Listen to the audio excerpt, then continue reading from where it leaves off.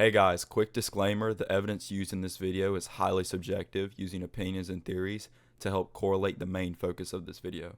I hope you guys enjoy. So as you guys know, the Rainbow Six Siege developing team just went live the other day talking about the Siege X update, going over different changes and different aspects of the game that they're going to bring to light with the Siege X update, like the clash rework, the map changes, and mostly like a big overhaul to the gameplay aspect. Adding in different things like the fire extinguisher that you can break outside of hallways like on Border and on Oregon. Adding new audio to the game, making footsteps louder, making new sound cues so that a player can build intel better. And different cosmetic changes like a gun skin that's animated or a skin that's animated. And a lot of the community was really hyped about hearing this, and then a lot of the community had some really negative opinions. And today I'm going to go into that in depth. I'm going to go over a lot of the important changes that I see that could be the reason people have negative opinions, and talk about the positives within them as well. So first, I want to go over the Clash rework. They're adding in new abilities for Clash to make her more versatile in different situations, make her more athletic in a sense, make her be able to move more than she is now. They're adding in abilities like making her able to deploy her shield, control it remotely. She's able to sprint with the collapse shield, crouch with the collapse shield. She's also able to dash through barricades similar to Blackbeard's ability. She's able to vault through different things, and they've added free look, which is an ability that a lot of different shield operators have. So they're making her, like I said, more versatile. She's able to do different things. She's able to deploy the shield, maybe let other operators play on it instead of her. Different defense situations and different defense rounds could honestly go a lot differently with this Clash rework. And me personally, I think it's kind of a step in the wrong direction. They've been trying to fix shields for a long time, and they've been trying to do different things. And I think this Clash rework just isn't going to work in a lot of defense rounds. I mean, for the defense, yeah. But the attack, I think it's just outweighing the capabilities. With Sledge's ability to knock her down, I still feel Clash is going to be ineffective in keeping the rounds balanced between attackers and defenders. You're also able to break the shield when it's deployed, which is going to help to keep her balanced in a sense. This Clash rework for the defense especially is just going to make it harder for attackers to gain rounds on defenders. But a lot of the community sees it differently. A lot of the community thinks that they needed a Clash rework. The Clash needed to be changed because, as you can see, not a lot of people use Clash because she is, in a sense, unuseful compared to different operators that you could be using in the defense round that could sway it. But a lot of people think that this is good. A lot of people think this is bad. Next, I want to talk about free-to-play. They're going to make it to where Siege X is going to be free to play once the update comes out, besides Ranked and Siege Cup. Every other game mode you're going to be able to play, you're going to be able to experience. But if you want to play Ranked and Siege Cup, you're going to have to buy a full version of the game. And I think they're going to also limit the amount of operators, but I'm not 100% sure.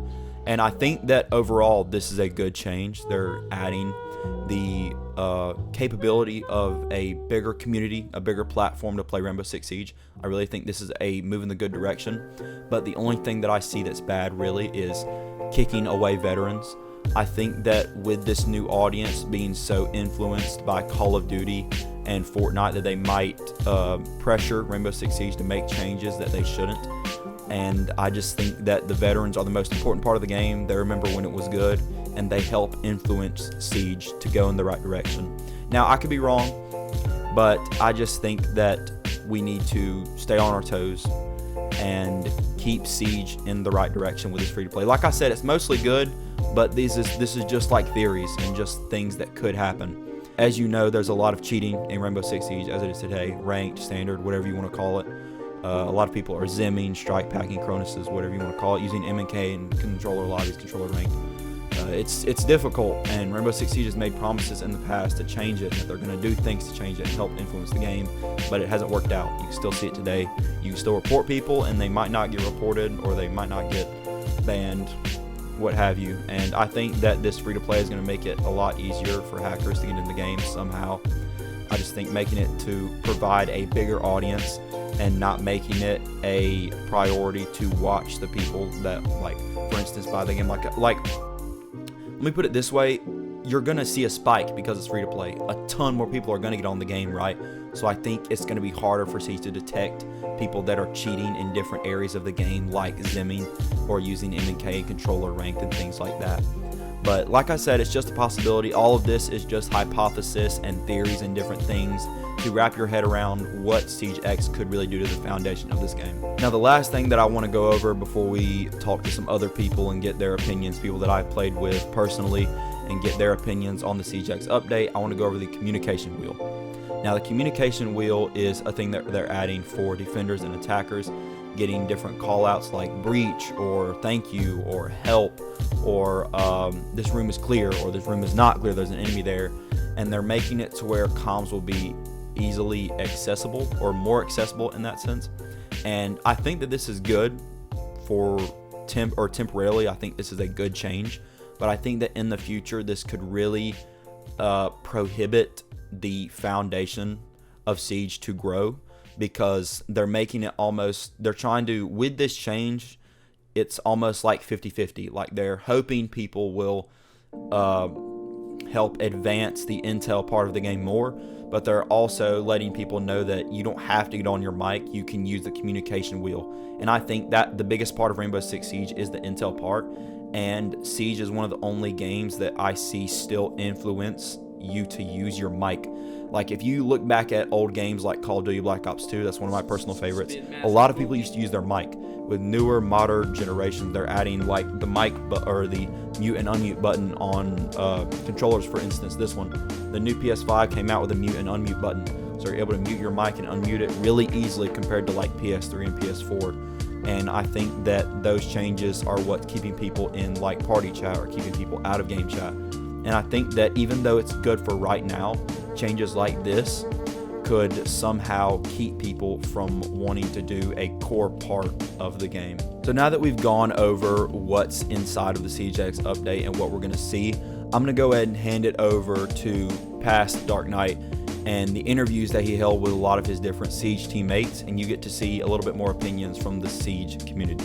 What's up? What up? I wanted to get your thoughts on the positives and negatives of this Clash rework. Do you think that it can negatively affect a defense round? Do you think it can positively affect a defense round? I just want to know your general idea before we get more in depth in it. But I do think it is a terrible idea.